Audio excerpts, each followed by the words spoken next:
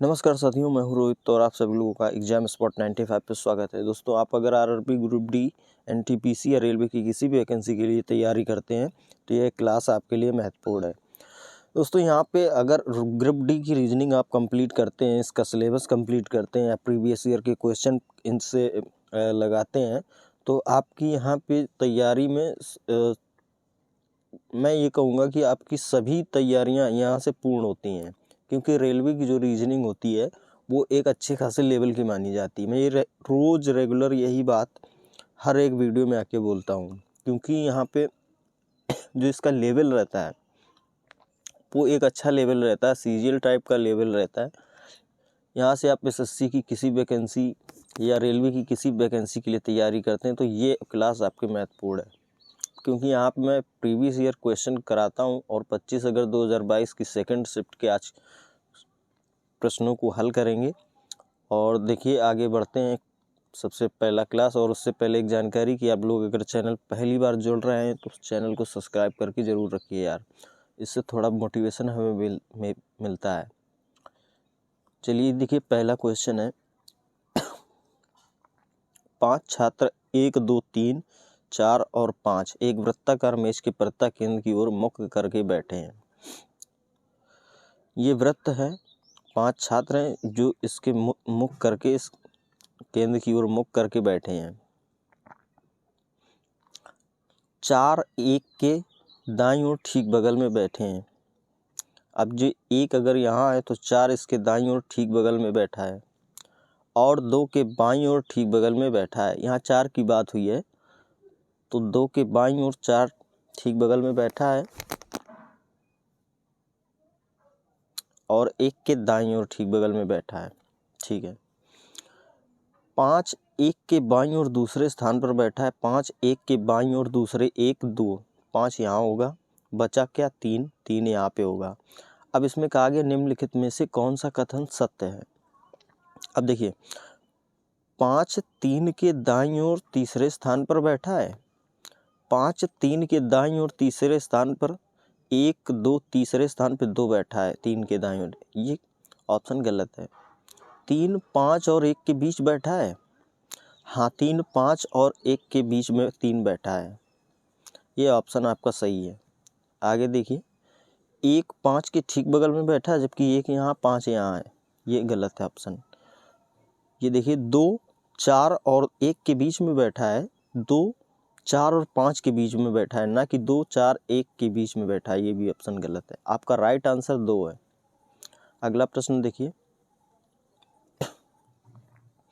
इसका संबंध अगर इससे है, इसका संबंध इससे है तो इसका संबंध बताना है। अभी देखिए, यहाँ पे 13 में अगर हम गुणा करें 7 का तो 91 होता है।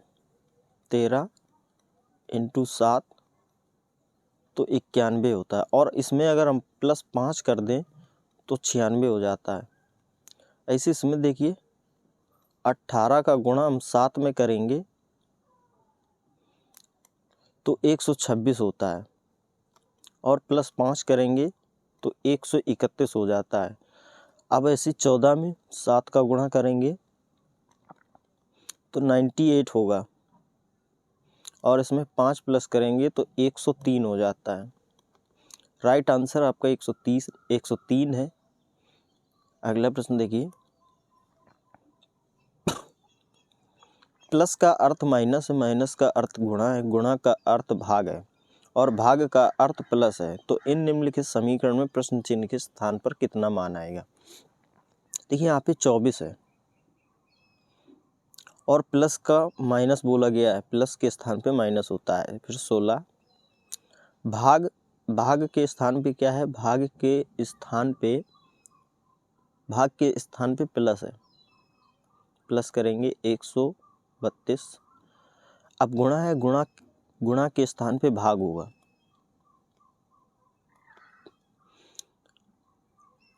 माइनस है, माइनस के स्थान पे गुणा आएगा।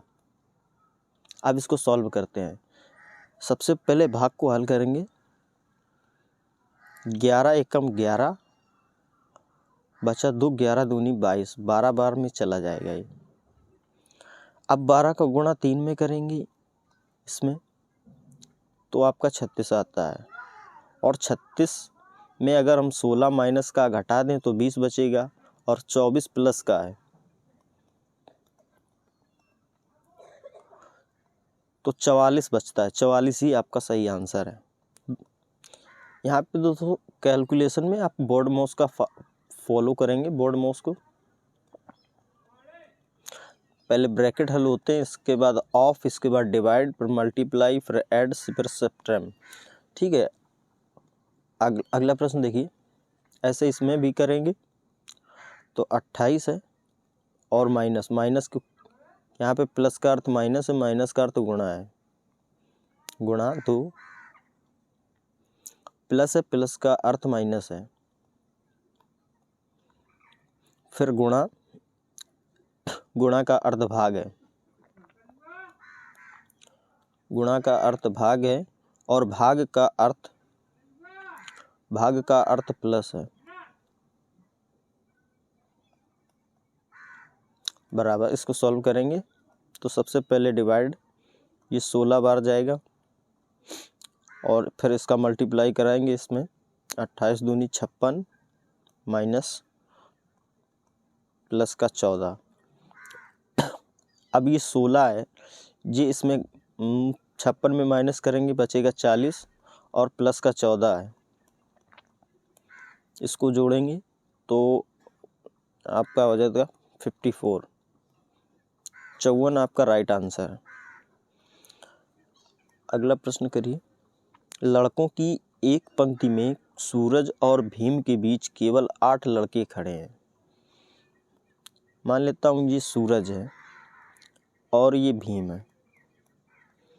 अब इसके बीच में 8 लड़के खड़े हैं। सूरज आगे से 21वें स्थान पर है, तो सूरज का जो स्थान है वो यहाँ से आगे से 21वां है, ठीक है। जबकि भीम पीछे से पहले स्थान पर है, भीम का जो स्थान है वो पहला है, ठीक है। पंक्ति में कुल कितने लड़के हैं? अब देखिए 8 तो इसके बीच में है, सूरज तक 21वें हो गए, और एक स्थान भीम का है, इनको जोड़ लेंगे 8 9 10, 0 हासिल का 1 2 1 3, टोटल में 30 लड़के इस पंक्ति में बैठे हैं। राइट आंसर आपका 30 है। देखिए आगे, ABCDEF और G एक साथ मिलकर एक खरीदे गए एक वीडियो गेम में खेलना चाहते हैं, ठीक है। उनमें से प्रत्येक को सोमवार से शुरू होकर रविवार को समाप्त होने वाले एक ही सप्ताह की किसी एक दिन ये गेम मिलेगा, ठीक। तो हम सबसे पहले सोमवार से रविवार तक दिन लिख लेते हैं। सोमवार, मंगल, बुध, गुरु, शुक्र, शनि और रवि। अब देखिए आगे, ये सप्ताह के किसी एक दिन में एक को ही मिलेगा, ठीक है। ए रविवार को खेलेगा, ए रविवार को खेलेगा, डी ए के ठीक पहले वाले दिन खेलेगा, डी ए के ठीक पहले वाले दिन खेलेगा, बी ई के ठीक बाद वाले दिन खेलेगा, बी ई के ठीक बाद वाले दिन खेलेगा। लेकिन अभी ई और बी की स्थिति कोई भी क्लियर नहीं है कि कौन से दिन पे ई और बी खेल रहे हैं। ई बुधवार को खेलेगा, अब ई की स्थिति क्लियर है। अब अगर ई बुधवार को खेल रहा है तो बी इसके जस्ट बाद में खेलेगा, ठीक है। आगे देखिए, सी को यह सोमवार को नहीं मिलेगा, सी सोमवार को नहीं खेलेगा, वो मंगल को भी हो सकता है, शुक्र को भी हो सकता है। आगे देखिए, एफ बी और डी के बीच वाले दिन, अब बी यहाँ है और डी यहाँ है तो एफ यहाँ होगा, और सी सोमवार को नहीं खेलेगा तो बचा मंगल, मंगल को हम सी को खेलने को दे देते हैं। अब बच रहा है जी, जी आएगा सोमवार पे। अब इसमें बोला है जी को ये किस दिन खेलने को मिलेगा, तो जी को सोमवार खेलने को मिलेगा। आपका चौथा आंसर सही है, चौथा ऑप्शन। अगला प्रश्न देखिए, देखिए खाली स्थान है, इसको भरना है। तो यहाँ पे सबसे पहले हम टोटल वर्ड काउंट कर लेते हैं। 1 2 3 4 5 6 7 8 9 10 11 12 13 14 15 16 17 18 19 20 21 22 23 24। अब टोटल में 24 वर्ड यहाँ पे आए हुए हैं। तो इनको हम बराबर 4 भागों में बांट लेते हैं, जिससे हमको इसको भरने में आसानी होगी। या तो आप यहाँ पे लिख लेते हैं हम सबसे पहले साफ साफ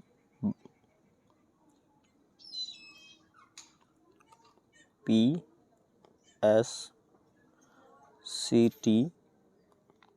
RSPC खाली स्थान ER खाली स्थान P खाली स्थान T खाली स्थान R और S। अभी देखिए 6 में इसको हम डिवाइड कर लेते हैं। 3 3 6 2 2 4 2 6 2 2 4 2 6 2 2 4 2 6। अब देखिए C से पहले यहाँ T से पहले C है, तो T यहाँ, इससे पहले भी यहाँ C होगा। अब T से पहले C है तो C के बाद यहाँ T होगा। T से पहले C है, ठीक है।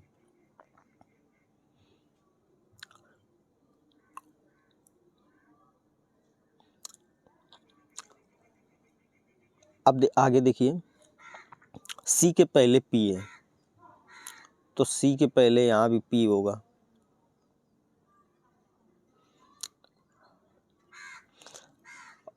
अब T के बाद P है, तो T के बाद यहाँ P होगा, और T के बाद यहाँ भी P होगा। अब यहाँ से देखिए ये बन गया ना पूरा PCTPRS, इसमें भी PCTPR यहाँ पे S होगा। इसमें देखिए PCTPRS ये भी बन गया है, PCTP और यहाँ पे R होगा। तो अब यहाँ पे आपका एक तो C आया, ये है R P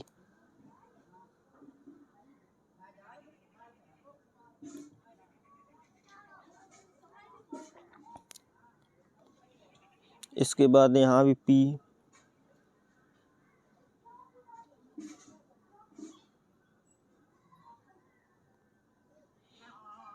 यहाँ पे आया था T S C और P। अब ऑप्शन में देख लेते हैं।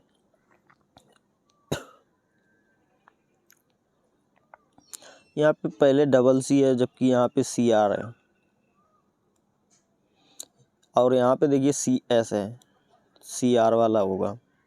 CRPC, CRPP है, यहाँ पे PC है, CRPP है। ये आपका राइट आंसर है, ऑप्शन 2 ही सही है, ठीक है। अगला प्रश्न देखिए कूट का प्रश्न है ये। यदि पहला घटक एक स्वर है और अंतिम घटक एक व्यंजन है, तो इन दोनों के कूटों को आपस में बदला जाना चाहिए। पहला एक स्वर है और अंतिम एक व्यंजन है, ठीक है, पहला रूल फॉलो होगा। यदि पहला घटक एक व्यंजन है जबकि स्वर है, ये वाला रूल नहीं फॉलो होगा। यदि दूसरे और पांचवें दोनों घटक स्वर हैं, दूसरा और पांचवा 1 2 तो 4 1 5, यदि दूसरे और पांचवें दोनों घटक स्वर हैं, तो पांचवें घटक को दूसरे घटक के कूट के रूप में और दूसरे घटक को पांचवें घटक के कूट के रूप में कूटबद्ध किया जाएगा। तो इसमें ये वाला रूल भी लगेगा। अभी तक मैंने जितने भी शिफ्टों के एनालिसिस कराए हैं या प्रीवियस ईयर क्वेश्चन कराए हैं, उसमें ये पहला प्रश्न ऐसा आया है जिसमें 2 रूल्स फॉलो हो रहे हैं, नहीं तो सभी में लगभग एक रूल्स ही फॉलो हो रहा था। अभी देखते हैं, सबसे पहले हम इसको कूटबद्ध कर लेते हैं। EICHER।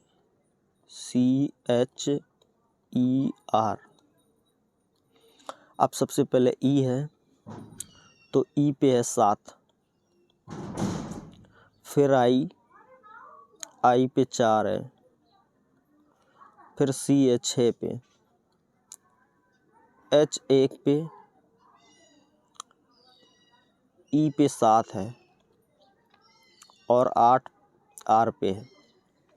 अब उसमें पहला रूल क्या था, यदि पहला घटक एक स्वर है और अंतिम घटक एक व्यंजन है तो इन दोनों की कूटों को आपस में बदला जाना चाहिए। ठीक है, तो 8 को यहाँ कर देंगे, 7 को यहाँ कर देंगे।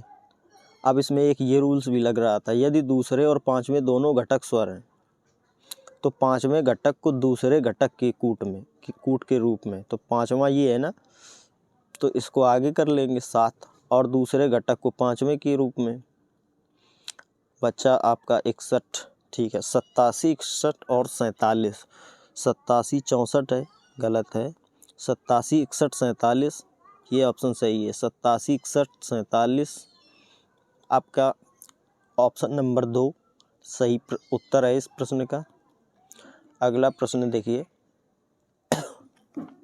कथन और निष्कर्ष। देखिए ये कथन है, इसके आधार पे इन निष्कर्ष को आंसर देना है। और उसमें भी ये देखिए पहला प्रश्न ऐसा मिला है जो निष्कर्ष के बाद भी 4 ऑप्शन दिए गए हैं। ऐसे प्रश्न ज़्यादातर एनटीपीसी में पूछे जाते हैं कि प्रश्न का उत्तर कुछ नंबर पे होगा और उसका आंसर यहाँ पे कुछ नंबर पे रखते हैं। ज़्यादातर इससे काफ़ी लोगों में मिस्टेक पैदा होती है जिससे वो प्रश्न को गलत कर देते हैं। अभी देखिए U बड़ा है S से, अब S यहाँ है, S से बड़ा T है, T से बड़ा U है, तो U बड़ा है T से। ठीक है, T बड़ा है Q से, अब Q बराबर R के, R बड़ा है S से, S छोटा है T से, तो T यहाँ पे Q से बड़ा नहीं होगा। V बड़ा है S से, अब V यहाँ पे B से बड़ा U है और ये दोनों सिंबल एक दूसरे की ओर हैं तो ये भी नहीं होगा। आगे देखिए Z बड़ा है U से, अब Z यहाँ है और U बड़ा है Z से, ये भी नहीं होगा। ऑप्शन 1 सही और निष्कर्ष 1 सही है, लेकिन अब ऑप्शन में देखिए यहाँ पे 3 नंबर पे 1 को रखा गया है, तो इसके हिसाब से आंसर नंबर 3 सही होगा। ठीक है, इसमें थोड़ी सावधानी बरतने की ज़रूरत है। अब यहाँ पे जैसे पहला ऑप्शन सही था तो यहाँ पे भी क्या करेंगे लोग, पहले ही ऑप्शन को इसमें टिक कर देंगे जबकि ये गलत हो जाता है। आगे प्रश्न देखिए, 11 विद्यार्थियों की एक कक्षा में प्रत्येक विद्यार्थी ने अलग अलग अंक प्राप्त किए हैं। ठीक है, V का स्थान नीचे से छठवां है, V का स्थान है वो नीचे से छठवां है। 6 लोग नीचे से 2 2 4 5, एक छठवां स्थान V का। ठीक है, जबकि D का स्थान ऊपर से चौथा है। अब D का स्थान ऊपर से 1 2 3 और ये चौथा होगा। ठीक है, ऊपर से देखे जाने पर T का स्थान V और D के स्थानों के ठीक मध्य में है। ठीक है, अब T का जो स्थान है वो D के और V के ठीक मध्य में है।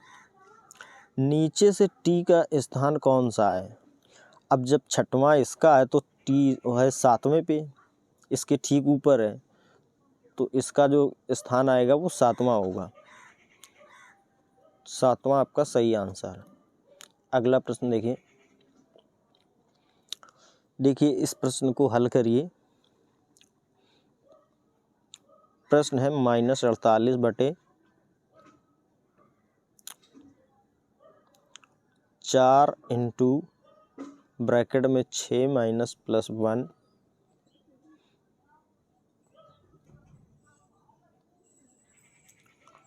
बटे 24। अब सबसे पहले हम छोटे ब्रैकेट को हल कर लेते हैं। दोस्तों यहाँ पे ब्रैकेट थे नहीं, लेकिन हमने सुविधा अनुसार इसमें ब्रैकेट ऐड किए हैं। ठीक है, जिससे हमें प्रश्न को करने में आसानी रहे।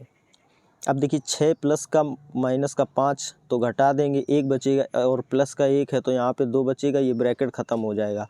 अब 4 यहाँ पे गुणा में है, 4 से हम 2 का गुणा कराएंगे तो 8 आता है। अब ये वाले ब्रैकेट भी ख़त्म हो गए, ठीक। अब 8 बचा, अब यहाँ पे बचा माइनस का 48, अब यहाँ पे बटे में आ गया 8 और इसके भी बटे भाग में है ये 24, ये भी बटे में है ना, तो पहले हम इसको हल कर लेते हैं। तो 8 छंग 48, 8 छंग 48, तो माइनस का यहाँ पे 6 बचेगा। अब 6 इसमें भी डिवाइड करना है, तो 6 एकम 6, 6 चौको 24, तो माइनस का 1/4 ये शेष बचता है। यही आपका आंसर है, माइनस का 1/4। अगला प्रश्न देखिए, कथन और निष्कर्ष का प्रश्न है। देखिए, पर्यटन को बढ़ावा देने के लिए देश डब्ल्यू अपने 20 शहरों को विरासत स्थल घोषित कर रहा है। देखिए, ये निर्णय था, कथन ऊपर था और निर्णय नीचे, टाइपिंग में थोड़ी मिस्टेक हो गई है, ठीक है। आगे देखिए, अब 2 निर्णय हैं इसके। 20 में से 4 शहर पहाड़ी इलाकों में स्थित हैं और वहाँ परिवहन की सीमित साधन मौजूद है। अब देखिए, यहाँ पे पर्यटन में टोटल 20 शहरों की बात की गई है, ना कि 4 शहरों की। तो प्रश्न के हिसाब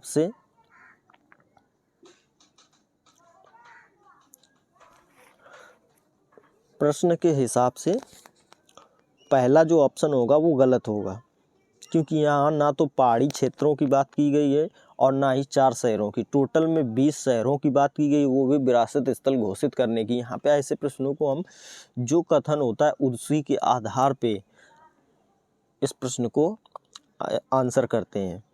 अब दूसरा देखिए निष्कर्ष, अतीत में जब भी देश डब्ल्यू के किसी शहर द्वारा पर्यटन को बढ़ावा दिया गया है तो इससे उस शहर में रोजगार के अवसरों में वृद्धि हुई है। हाँ, ये बात ठीक है कि जब भी किसी शहर को विरासत स्थल में घोषित करेंगे तो उसमें रोजगार के जो अवसर प्रदान होंगे, क्योंकि बाहरी लोग जब आते हैं वहाँ पे देखने के लिए तो उनको रोजगार मिलता है, ठीक है। तो यहाँ पे दूसरा ऑप्शन सही है। तो यहाँ पे चौथा ऑप्शन आपका सही होगा, एक निर्णय का समर्थन नहीं करता है और कथन 2 निर्णय का समर्थन करता है। तो ये वाला आपका राइट आंसर है। अगला प्रश्न देखिए, जब 9:25 बजे हो तो 12 घंटे वाली घड़ी की मिनट वाली सुई और घंटे वाली सुई के बीच बना कोण लगभग कितना है।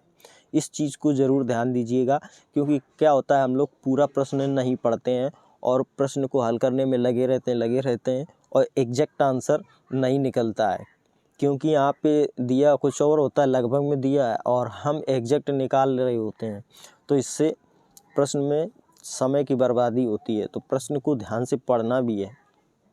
अब देखिए 9:25 है,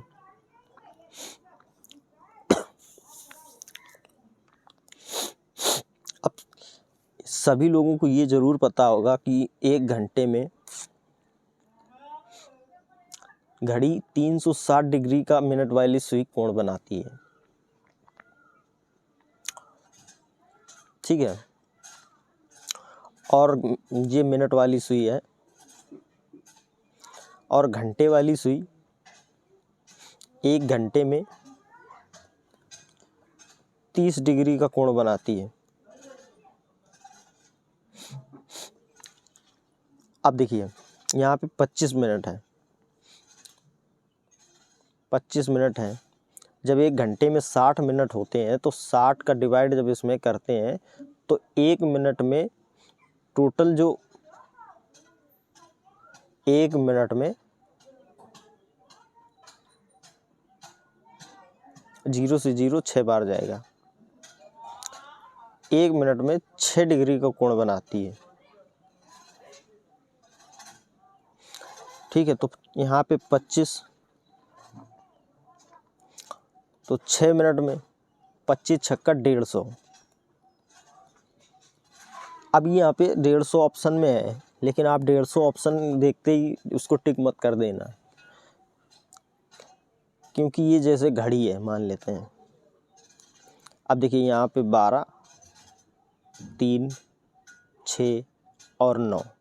अब उसने बात करी है 9:25 की, तो जो मिनट वाली सुई होगी वो लगभग यहाँ पे होगी। अब जब 9 बजते हैं, जब 9 अगर बजे होते तो घड़ी की सुई यहाँ पे होती, लेकिन 9:25 हो चुके हैं, तो घड़ी की सुई यहाँ से चलकर कुछ दूरी यहाँ भी तय कर ली होगी इस दिशा में। ठीक है, जब इस दिशा में तय कर ली है तो इनके बीच का कोण भी घटा होगा।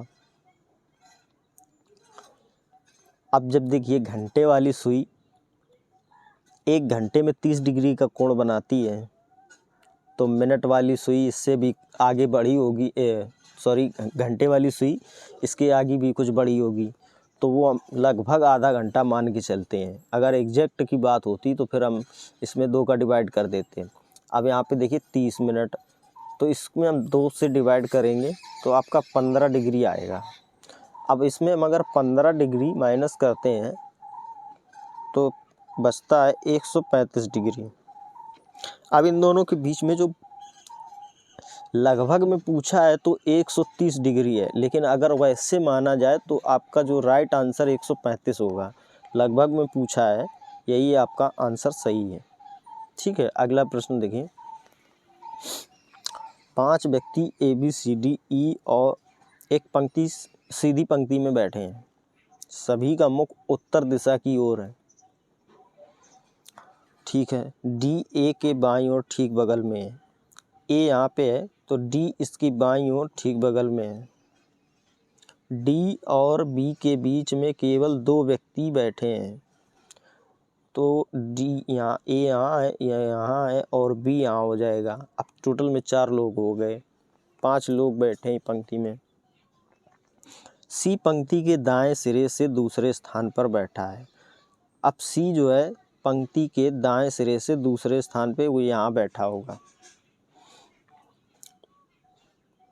C और E के मध्य केवल 2 व्यक्ति बैठे हैं। अब E यहाँ पे बैठेगा और इसके बीच में 2 व्यक्ति बैठे हैं। E के दाईं ओर ठीक बगल में कौन बैठा है? E के दाईं ओर ठीक बगल में D बैठा है, तो D आपका सही आंसर है। अगला प्रश्न देखिए समुच्चय गणितीय संक्रियाओं का प्रश्न। इसको देखिए, यहाँ पे 5, 21 और 2 इनका क्या कॉम्बिनेशन है ये ज़रूर देखेंगे। अब देखिए 5 का वर्ग अगर हम करते हैं तो 25 होता है, -2 का वर्ग करेंगे तो 4 होता है, आपका आ जाएगा 21।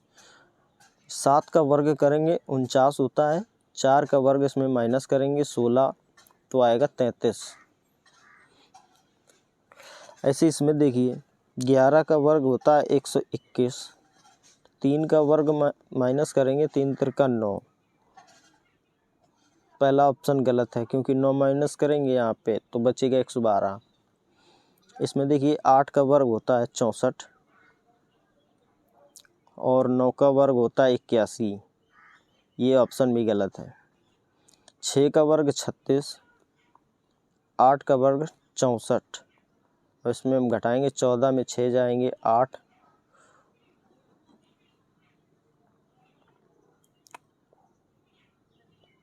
कहीं गड़बड़ कर दिया क्या?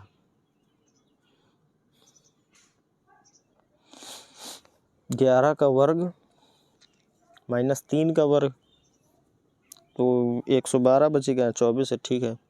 8 का वर्ग 64 और यहाँ पे 9 का वर्ग 81, दोनों को माइनस करते हैं अगर तो 11 में 4 गए 7, 7 यहाँ 17 लगभग बचेगा, तो ये वाला भी नहीं है। इसमें देखिए 10 का वर्ग 100 माइनस 3 का वर्ग 9, 3 तिरका 9 तो बचेगा 91, यहाँ 93 है। ये ऑप्शन में कुछ गड़बड़ी है।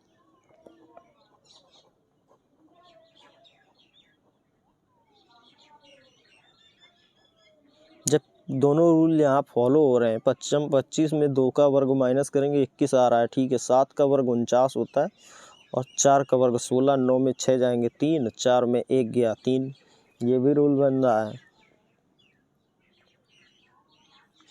इसमें लगता है कहीं पे कुछ गड़बड़ी है।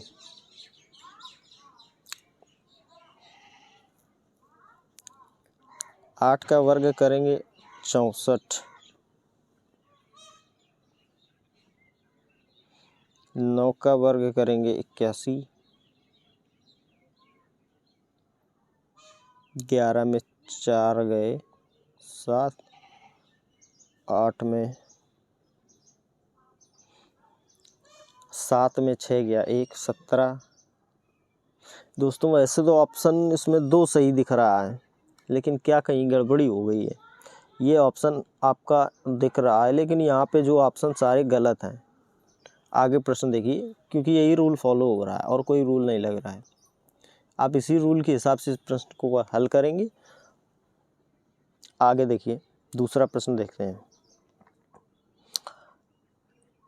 यदि उक्त श्रृंखला से सभी संख्याओं को हटा दिया जाता है तो इस प्रकार बनी श्रृंखला के दाएं सिरे से चौथे अक्षर। अब यहाँ संख्याओं को हम काउंट नहीं करेंगे, तो 2 अक्षर यहाँ हैं और 2 अक्षर यहाँ। चौथे की बात करिए 2, 3, 4, चौथे पे आएगा टी। और दी गई श्रृंखला के बाएं सिरे से छठवें अक्षर के बीच 2, 3, 4, 5, 2, 3, 4, 5, पाँचवें पे के है। अंग्रेजी वर्णमाला क्रम में कितने अक्षर हैं? यहाँ पे 2, 3, 4, 5। दोस्तों यहाँ पे थोड़ी बहुत टाइपिंग मिस्टेक हो गई। यहाँ पे आर है, आर पे आर होगा, यहाँ पे आर और टी के बीच में एस है, तो केवल एक ऑप्शन नंबर 2 सही है। केवल एक ही शब्द अंग्रेजी वर्णमाला में आएगा। आगे देखिए, ये कथन है, इसके आधार पे इनके ये ऑप्शन है, ये इनमें बताना है। जैसे m बड़ा है l से, तो देख लेते हैं। m बड़ा है w से, w बड़ा k से, तो l बराबर k के, तो l से m बड़ा होगा, ठीक है। b बड़ा है l से, b बड़ा f से, p से b, l से b, ये भी ऑप्शन सही है। f बड़ा है k से, f बड़ा है k से, ये भी ऑप्शन सही है। अच्छा, इसमें ये देखना, दिए गए कथन के आधार पर 4 निष्कर्ष निकाले गए, बताएं कि कौन सा निष्कर्ष कथन के आधार पर सत्य नहीं है। तो ये देखिए, p बराबर k के, p बड़ा है l से, p बराबर k के, p बराबर k के, तो ये वाला भी ऑप्शन सही है। m बड़ा है l से,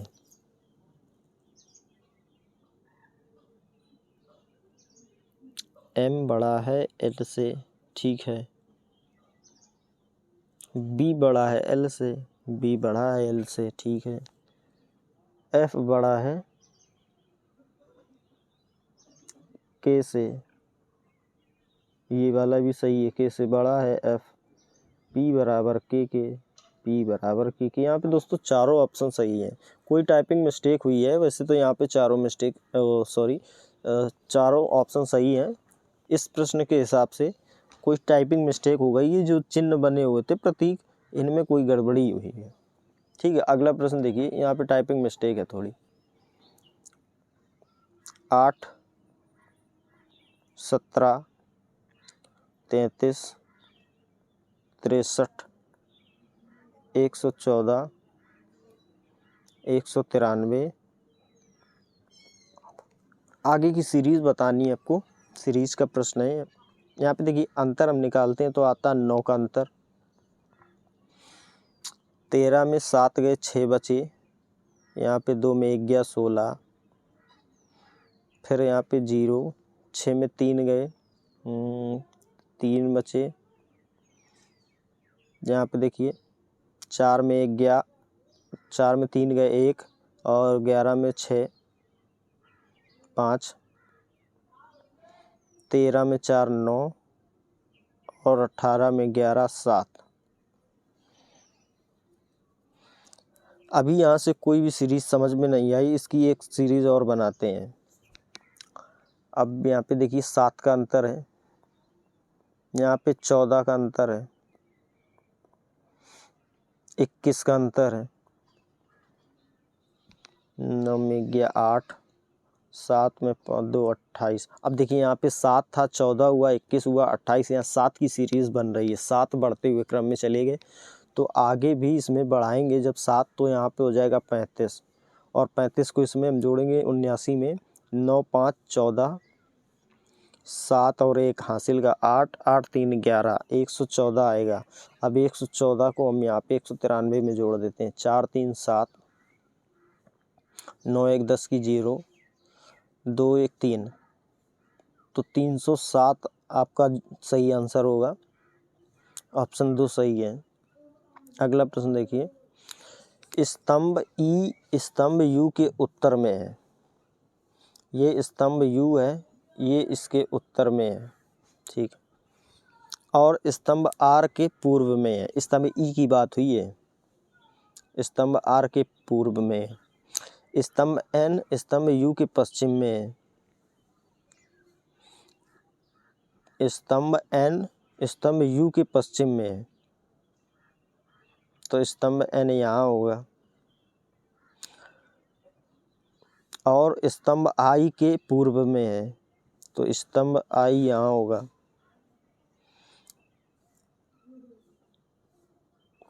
अब स्तंभ जे स्तंभ आई के दक्षिण में है। स्तंभ जे स्तंभ आई के दक्षिण में है,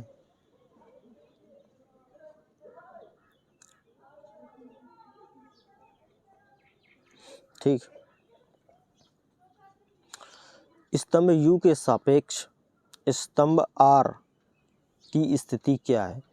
तो स्तंभ आर के और यू के सापेक्ष स्थिति आर की ये होता है जब दिशा निकालते हैं तो ये होगा उत्तर और ये होगा पश्चिम, इन दोनों के बीच में है, तो उत्तर पश्चिम आपका सही आंसर होगा। ऑप्शन 2 सही है।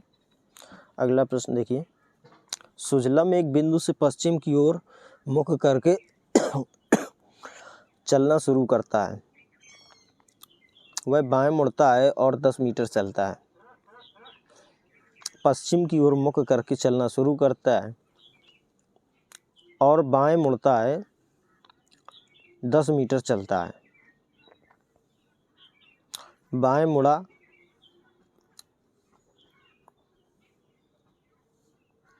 उसने यहाँ से चलना शुरू किया, ठीक। अब वो बाएं मुड़ा और 10 मीटर चला।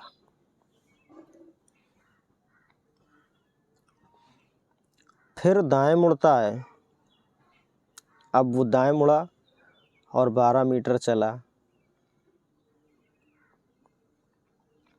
फिर वह बाएं मुड़ा और 11 मीटर चला। फिर वह बाएं मुड़ा और 11 मीटर चलता है, और फिर बिंदु पी पर पुनः बाएं मुड़ता और 17 मीटर चलता है। पी पर बाएं मुड़ेगा और 17 मीटर चलेगा। बिंदु पी पर बाएं मुड़ने से पहले, अब बिंदु पी यहाँ पे आ गया। बिंदु पी पर बाएं मुड़ने से पहले उसका मुख किस दिशा में था? तो पहले की बात की गई है, उसका मुख पहले दक्षिण दिशा की ओर था बाएं मुड़ने से पहले। ऑप्शन सही ये है, चौथा ऑप्शन आपका। अगला प्रश्न देखेंगे, चलिए इस प्रश्न को बनाएंगे। देखिए, प्लस और माइनस के स्थान परस्पर बदल दिए जाते हैं, साथ ही गुणा और भाग के स्थान परस्पर बदल दिए जाते हैं। प्लस माइनस, तो यहाँ प्लस होगा 104, गुणा की जगह भाग आएगा 8, माइनस होगा 5, भाग की जगह गुणा होगा और 4। इसको आप सॉल्व करेंगे। 8 एकम 8, 2 8 तिरका 24, 13 बार में चलिए जाएगा, 13 8 104 होता है। 5 चौको 20 माइनस का यहाँ पे, और 13 12 होते 25, 25 में 20 माइनस करेंगे तो 5 आपका निकल के आएगा। आंसर 1 सही है। आगे देखिए, डेवलप।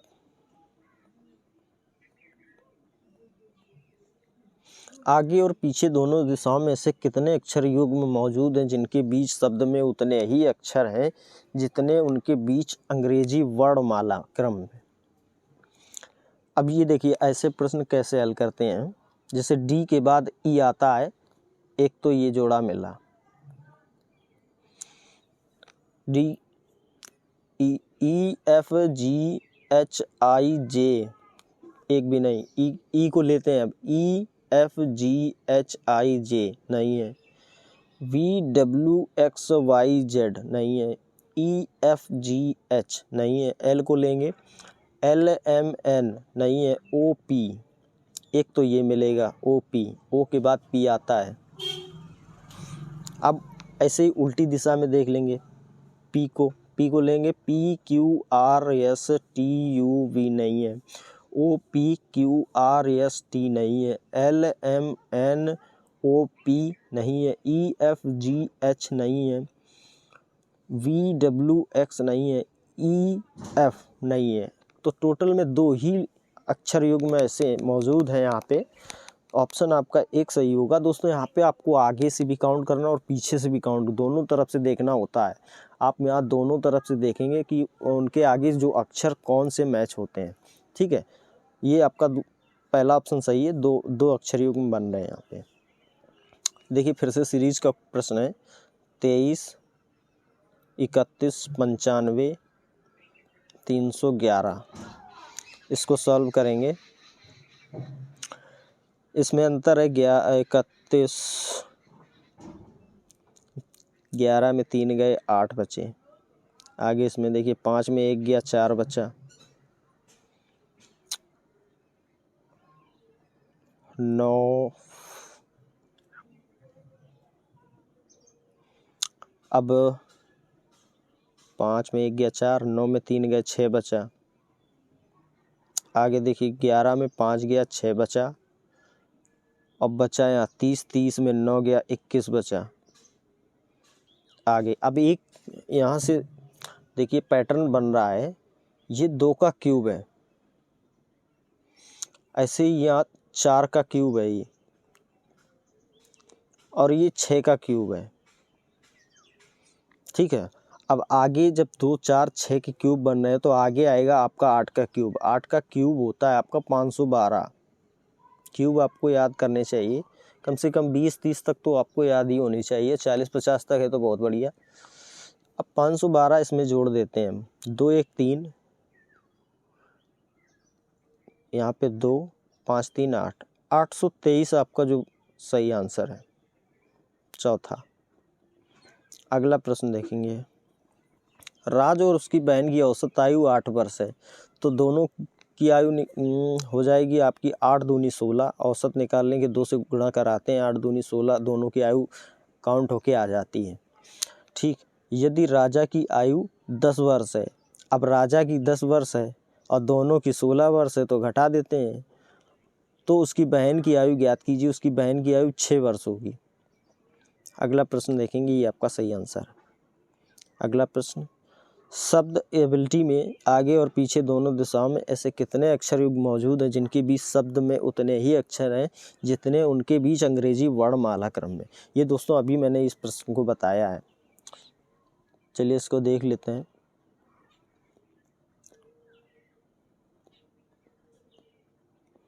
अब देखिए, ए के बाद बी आता है, ए बी एक अक्षर युग्म मौजूद है। A B C D E F G नहीं है, कोई भी नहीं मिला। फिर बी को उठाएंगे, B C D E F G नहीं है। फिर आई जे के एल एम नहीं है।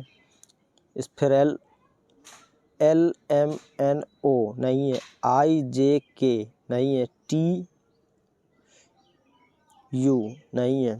अब ऐसे वाई से शुरू करेंगे पीछे से, Y Z A B C D E नहीं है, T U V W X Y नहीं है, I J K L I नहीं है, L M N O I J K B A B सी होना चाहिए थी। तो टोटल एक ही अक्षर युग्म में ऐसा मौजूद है यहाँ पे, ऑप्शन एक सही है। अगला प्रश्न देखेंगे। देखिए इसको अगर ये लिखा जाता है, इसको ये लिखा जाता है, तो उसी में इसको क्या लिखेंगे। देखिए आपको यहाँ एक चीज़ साफ दिख रही है, वाई 25 पे होता है, 25 पहले है, एन 14 पे है तो उसके बाद 14 एन के, फिर आई 9 पे होता है, 9 यहाँ है, फिर टी 20 पे होता है, 20 यहाँ है, यू 21 पे, 21 यहाँ, एम 13 पे और 13 यहाँ है। तो जो कूट दिया है उसको पीछे से पकड़ना है, ठीक। जैसे यहाँ पे N E C T A R, पीछे से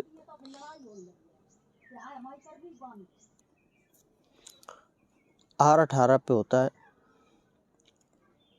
आर को यहाँ रखेंगे, फिर एक, फिर टी 20 पे, ये एक है दोस्तों, यहाँ पे एल में समझ लेना है इसको, 1 20, फिर 3 5 14। अब देखिए 18 120, ये 19 से है, ये नहीं होगा, 18 120 35 14, ये आपका सही है। 18 यहाँ एक होना चाहिए, 2 है, 18 यहाँ पे भी एक होना चाहिए, 2 है, आपका राइट आंसर बी है। अगला प्रश्न देखिए। इसका संबंध इससे है, इसका संबंध इससे है, तो आगे का संबंध बताना है। देखिए 6 पे एफ होता है, 1 प्लस करेंगे तो 7 पे जी आता है, 9 पे आई होता है, 2 प्लस करेंगे 11 पे के आएगा, ऐसे 14 में 3 प्लस करेंगे तो 17, और 5 होता है, 4 प्लस करेंगे, यानी 1 2 3 4 ऐसे प्लस हो रहे हैं। जैसे 13 पे 1 प्लस करेंगे 14, 15 में 2 प्लस करेंगे 17, 17 पे क्यू, और एस पे 3 प्लस करेंगे 22, 22 पे वी, 20 में हम 4 प्लस करेंगे 24, 24 में एक्स, ऐसे ही इसमें करेंगे, इसमें 1 प्लस करेंगे एस में तो 19 से 20 हो जाएगा, 20 पे आता है टी, इसमें 2 प्लस करेंगे 7 में जी, इसमें 3 प्लस करेंगे 4 पे डी, और इसमें 4 प्लस करेंगे 12 और 4 16, 16 पे आता है P, T G D P, T G D P, T G D P, चौथा ऑप्शन आपका सही है। तो ये थी दोस्तों आज की क्लास।